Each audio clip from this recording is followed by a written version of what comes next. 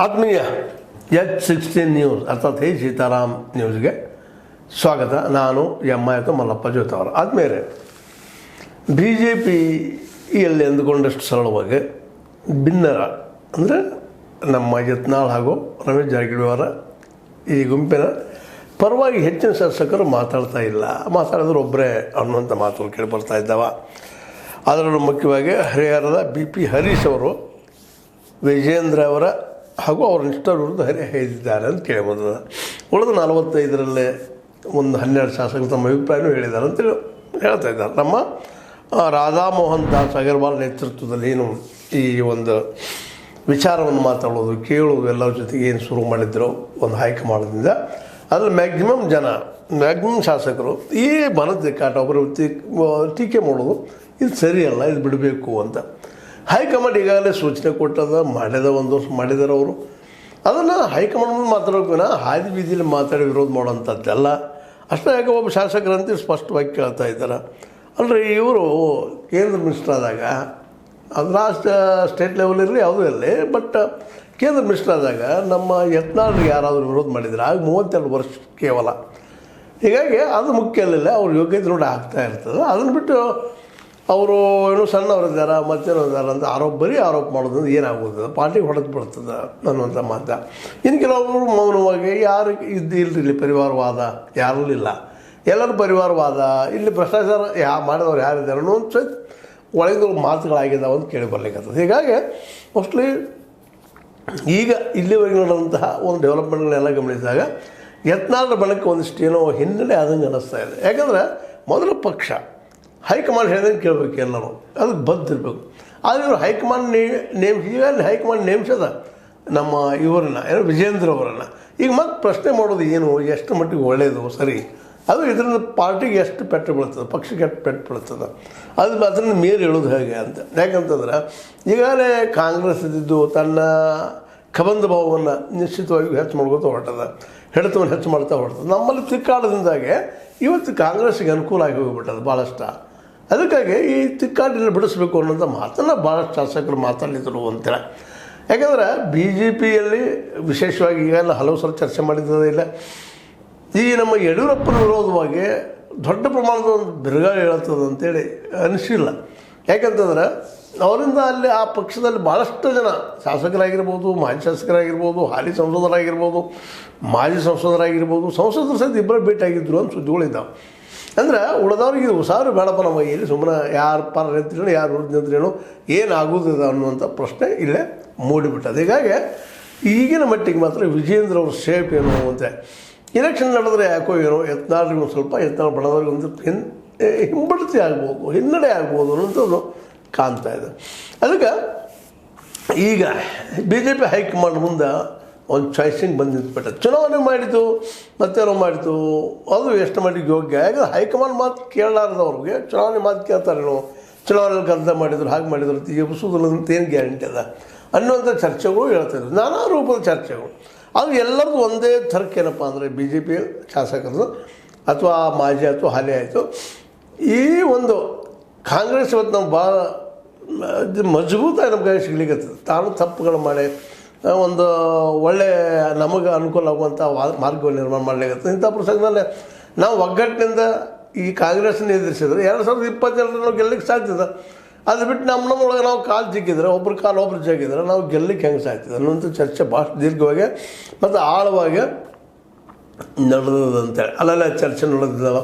ಅದಕ್ಕೆ ಇನ್ನು ಇದರ ಮುಂದಿನ ಏನಪ್ಪ ಅಂದ್ರೆ ರಾಧಾ ಮೋಹನ್ ದಾಸ್ ಅಗರ್ವಾಲ್ ಏನು ಡಿಸಿಷನ್ ತೊಗೊಳ್ಬೋದು, ಏನಾಗ್ಬೋದು ಅನ್ನುವಂಥದ್ದು. ಇದೇ ಕಾಲಕ್ಕೆ ಈ ಆರ್ ಅಶೋಕ್ ಅವರನ್ನಾಗಲಿ ಇನ್ನುಳಿದವ್ರನ್ನ ಕೇಳಿದಾಗ ಆರ್ ಅಶೋಕ್ ಅವರು ಘಟಕದ ಅಧ್ಯಕ್ಷರ ಚುನಾವಣೆ ನಡೆದಿ ಅದನ್ನು ಶಿವರಾಜ್ ಸಿಂಗ್ ಚೌಹಾಣ್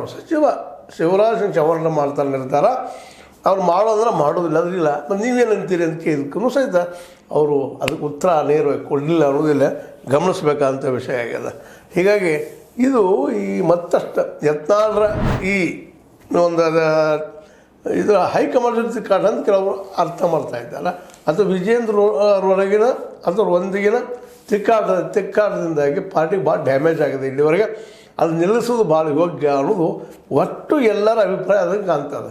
ಅದರ ಒಬ್ಬರೇ ಈಗ ಹೇಳ್ತೀನಿ, ಹರೀಶಣ್ಣವರು ಮಾತ್ರ ಇಲ್ಲ ಅದಾಗಬೇಕಾಗಿತ್ತು ಅನ್ನೋದು ಬಿಟ್ಟರೆ ಉಳಿದವರೆಲ್ಲರೂ ಅವ್ರು ನಮ್ಗೆ ಅನ್ಯಾಯ ಆಗ್ಯದ ಇವರಿಂದ, ಯಡಿಯೂರಪ್ಪನಿಂದ ಮತ್ತು ವಿಜಯೇಂದ್ರ ಅವರಿಂದ ಅನ್ನೋಂಥ ಮಾತು ಇಬ್ಬರನ್ನು ಬಿಟ್ಟರೆ ಉಳಿದವರು ಎಲ್ಲರೂ ವಿಜಯೇಂದ್ರ ಪರವಾಗಿ ತಮ್ಮ ಬ್ಯಾಟನ್ನು ಬೀಸಿದ್ದಾರೆ. ಹೀಗಾಗಿ ಇದು ಏನಪ್ಪ ಅಂತಂದ್ರೆ ಒಂದು ರೀತಿಯಿಂದ ನಮ್ಮ ಯತ್ನಾಳರಿಗೆ ಒಂದು ಹೆಂಬಡ್ತಿ. ಮತ್ತು ಈಗ ನಿಮ್ಗೆ ಹೇಳಿದಂಗೆ ಏನಪ್ಪ ಅಂದರೆ ವಿಜಯೇಂದ್ರ ಪ್ರಶ್ನೆ ಮಾಡುವಂಥ ಈ ಯತ್ನಾಳರಿಗೆ ನಮ್ಮ ಡಾಕ್ಟರ್ ಶೈಲೇಂದ್ರ ಯಲ್ದಾಳೆ ಶಾಸಕರು ಅವ್ರು ಏನು ಕೇಳ್ತಾರಪ್ಪ ಅಂದ್ರೆ, ಯತ್ನಾಳ್ ಅವರು ರೈಲ್ವೆ ಸಚಿವರಾದಾಗ ಅವರ ವಯಸ್ಸು 32. ಆಗ ಅವರಿಗೆ ಚಿಕ್ಕ ವಯಸ್ಸು ಎಂದು ಯಾರಾದರೂ ವಿರೋಧ ವ್ಯಕ್ತಪಡಿಸಿದ್ದಾರಾ ಅನ್ನೋದು. ಅಂದ್ರೆ ಇದರ ಅರ್ಥ ಏನಪ್ಪ ಅಂದ್ರೆ, ಯತ್ನಾಳರ ಈ ಒಂದು ಬಾಯಿ ಹರಕ್ತನದಿಂದಾಗಿ, ನಿಯಂತ್ರಣ ಇಲ್ಲದ ನಾಲಿಗೆಯಿಂದಾಗಿ ಭಾಳಷ್ಟು BJPಯಲ್ಲಿನ ಅವ್ರು ಒಪ್ಪಲಾರ ಸ್ಥಿತಿಯೊಳಗಿದ್ದಂಥ ಶಾಸಕರು ಇದ್ದಾರೆ ಅನ್ನೋಂಥ ಮಾತನ್ನು. ಹೇಗೆ ಇದುವರೆಗೆ ನಾವು ಏನೋ ಒಂದು 8 ಜನ ಮೋಸ್ಟ್ಲಿ ಒಕ್ಕಟ್ಟದ ಅಂತೇಳಿ ನಾವು ಅನಿಸ್ತಾ ಇತ್ತು. ಈಗಿನ ಪರಿಸ್ಥಿತಿ ನೋಡಿದರೆ ಆ 8 ಜನರಲ್ಲಿ ಎಷ್ಟು ಜನ ಕೊನೆಯವರೆಗೆ ಉಳಿತಾರೆ ಅನ್ನೋದು ಅಷ್ಟೇ ಕಷ್ಟ ಅಂತ ಅನ್ಲಿಕ್ಕತ್ತದ. ಮೇಲಂತೆ 1-2-3 ಮಂದಿ 4 ಜನ ಪಕ್ಕ ವಿರೋಧಿಗಳಿದ್ದಂಗೆ ಕಾಣ್ತಾ ಇದ್ದಾರೆ. ಒಬ್ಬ ಯತ್ನಾಳರಾಯ್ತು, ರಮೇಶ್ ಜಾರಕಿಹೊಳಿ ಅವರಾಯ್ತು, ಆ ಜೋಡಿ ಕುಮಾರ್ ಬಂಗಾರಪ್ಪನವರಾಯ್ತು, ಮುಂದೆ ಅದೇ ಕಾಲಕ್ಕೆ ಅರವಿಂದ್ ಲಿಂಬಾವಳಿ, ಇಂಥವ್ರು 4-5 ಜನ ನಿಲ್ಬೋದು ಅಂತೇಳಿ ಈ ದಿಶೆಯಲ್ಲಿನೂ ಮತ್ತು ನಾವು ಚರ್ಚೆ ಮಾಡಿದ್ವಿ ಹಿಂದಿನ ಎಪಿಸೋಡ್ಗಳಲ್ಲಿ. ಇದು ಎಷ್ಟರ ಮಟ್ಟಿಗೆ ಸ್ಟ್ಯಾಂಡ್ ಆಗಬಹುದು ಅಂತೇಳಿ. ಯಾಕಂದರೆ ಯಡಿಯೂರಪ್ಪನವ್ರನ್ನ BJP ಒಳಗೆ ಎದುರಿಸೋದಪ್ಪ ಅಂದ್ರೆ ಭಾಳ ಕಷ್ಟದ ಕೆಲಸ. ಅದಕ್ಕೆ ಇದು ಯಶಸ್ವಿ ಆದಿತ್ತ ಅಂತೇಳಿ. ಬಟ್ ಈಗಿನ ಡೆವಲಪ್ಮೆಂಟ್ಗಳು ಮತ್ತು ಅವ್ರು ಭಾಗವಹಿಸಿದ ಶಾಸಕರೆಲ್ಲರೂ ಕರೆ ಮಾಡಿದ್ರು ಸಹಿತ ಶಾಸಕರು ಹೆಚ್ಚಿನ ಪ್ರಮಾಣದಲ್ಲಿ ಭಾಗವಹಿಸಿರಲಿಲ್ಲ. ಭಾಗವಹಿಸಿದ 45 ಜನರಲ್ಲೇ ಒಂದು 12 ಜನ ಏನು ಮಾಡಿದಾರಪ್ಪ ಅಂತಂದು ತಮ್ಮ ಮನಸ್ಸಿನಂಥ ಬಾಧೆಗಳು ಮಾತಾಡಿದ್ದಾರೆ.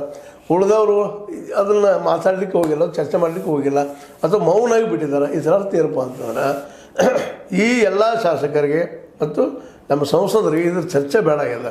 ಇದು ಬಗೆಹರಿಬೇಕಾಗಿದೆ. ಬಗೆಹರಿದ ಹೆಂಗಪ್ಪ, ಅದಕ್ಕಿರೋ ಸೂತ್ರ ಏನು? ಈಗಾಗಲೇ ವಿಜಯೇಂದ್ರ ಅವರು ಹೈಕಮಾಂಡ್ ನೇಮಿಸದ. ಹೈಕಮಾಂಡ್ ಯಾವ ನಿರ್ಧಾರ ಮಾಡ್ತದೆ ಮಾಡಲಿ, ಅದ್ರ ಕನ್ವಿನ್ಸ್ ಆಗಬೇಕಾದ್ರೆ ಚೇಂಜ್ ಮಾಡಲಿ. ಈಗೇನು ಅವಶ್ಯ ಇಲ್ಲ ಅದರದ್ದು ಅನ್ನೋಂಗೆ ಎಲ್ಲ ಮಾತುಗಳು ಕೇಳಿ ಬರ್ತಾ ಇದ್ದಾವೆ. ಎಲ್ಲರೂ ಗುರಿ ಒಂದು ಏನಪ್ಪ ಅಂದ್ರೆ ಮೊದಲು 2022ದಾಗ ಅಧಿಕಾರ ನಡ್ಕೊಳ್ಳುವಂಥದ್ದು. ಅದು ಆಗಬೇಕಾಗಿತ್ತಂದ್ರೆ ನಮ್ಮಲ್ಲಿ ಒಗ್ಗಟ್ಟಬೇಕು. ಯಾಕೆ ಒಗ್ಗಟ್ಟಿದ್ದರೆ ನಾವು 105 ಸೀಟನ್ನು ಗೆಲ್ಲಕ್ಕಾಗಿಲ್ಲ, 130-40 ಗೆಲ್ತೀವಿ ಅನ್ನೋಂಥದ್ದು ಕನಸಿನ ಮಾತು. ಒಗ್ಗಟ್ಟಿಲ್ದ ನಾನು ಸಪೋಸ್ ಏನೋ ಯತ್ನಾಳರ ಅಥವಾ ಬೇಡ ಯತ್ನಾಳರನ್ನ ಅಧ್ಯಕ್ಷ ಮಾಡಿದರು, ಇವರೆಲ್ಲರೂ ವಿರೋಧ ಮಾಡೋದು ನಮ್ದು ಏನದು ಗ್ಯಾರಂಟಿ ಅದ? ಯಾಕಂದ್ರೆ ಅವ್ರನ್ನ ಇಳಿಸಿದ ಸೀಟಿಗೆ ಇವ್ರು ಅವಸರ ಇವ್ರು ಇಳಿಸುವಂಥ ಸೀಟಿಗೆ ಬೆಲೆ ಐತೆ. ಅವ್ರವ್ರ ತಿಕ್ಕಾಡಿಂದ BJPಗೆ ಹೊಡೆದು ಬಿಡ್ತದೋ ಇಲ್ಲೋ ಅನ್ನುವಂಥ ಅನೇಕ ಪ್ರಶ್ನೆಗಳು ಚರ್ಚೆ ಆಗಿದ್ದಾವೆ. ಈ ಎಲ್ಲ ಹಿನ್ನೆಲೆಯಲ್ಲಿ ತುರ್ತು ಮಾತ್ರ ವಿಜಯೇಂದ್ರ ಸ್ವಲ್ಪ ಏನೋ ಮುಗುಳ್ನಾಗಿ ನಗು ಸಾಹಿತ್ಯಗಳು ಹೆಚ್ಚಿದಾವೆ, ಗೆಲ್ಲು ಸಾಹಿತ್ಯಗಳು ಹೆಚ್ಚಿದಾವೆ ಅಂತ ಹೇಳ್ಬೇಕಾಗ್ಯದ. ಯಾಕಪ್ಪ ಅಂದ್ರೆ ಮೊದಲ ಭಿನ್ನವಾಗಿ ಮಾತಾಡುವಂಥ ಜನರ ಧ್ವನಿಯನ್ನು ಅಡಗಿಸ್ಬೇಕು, ಅವ್ರ ಮಾತು ಬಂದ್ ಮಾಡಬೇಕು ಅನ್ನೋದು ಎಲ್ಲರ ಒಕ್ಕೊರಲಿನ ಬೇಡಿಕೆ. ಈ ಬೇಡಿಕೆಗೆ ಹೈಕಮಾಂಡ್ ಯಾವ ರೀತಿ ಸ್ಪಂದಿಸ್ತದೆ ನೋಡಬೇಕು. ಮತ್ತು ಚುನಾವಣೆ ಮಾಡಿದರೆ ಇನ್ನಷ್ಟು ಗದ್ದಲಗಳು ಹೆಚ್ಚಾಗ್ತವೆ. ಈಗ ನಮ್ಮ ಹಿಂದಿನ ಎಪಿಸೋಡಲ್ಲೂ ಹೇಳಿದ್ವಿ, ಈಗೂ ಹೇಳಿದ್ವಿ, ಅದರಿಂದ ಹಾನಿನ ಹೆಚ್ಚಾಗ್ತದೆ ಲಾಭಕ್ಕಿಂತಲೂ ಅನ್ನೋಂಥ ಪಾರ್ಟಿ ದೃಷ್ಟಿಯಿಂದ. ಇನ್ನು ವೈಯಕ್ತಿಕ ದೃಷ್ಟಿಯಿಂದ ಅಂತ ಅದು ಏನು ಎಷ್ಟು ಹಾನಿ ಆಗ್ತದೆ ಏನಾಗ್ತದೆ ಆವತ್ತಿನ ಪರಿಸ್ಥಿತಿಗಳು ಹೇಳಲಿಕ್ಕೆ ಸಾಧ್ಯ. ಬಟ್ ಒಗ್ಗಟ್ಟಿದ್ದು 105 ಸೀಟ್ ಅದ್ರ ಮೇಲೆ ಹೋಗೋಕ್ಕಾಗಿಲ್ಲ BJPಗೆ. ಒಗ್ಗಟ್ಟಿದ್ದ 105 ಸೀಟ್ ಮತ್ತೆ ಗೆಲ್ಲಕ್ಕೆ ಸಾಧ್ಯದನ, ಇದನ್ನು ಮರು ಚಿಂತನೆ ಮಾಡಬೇಕು.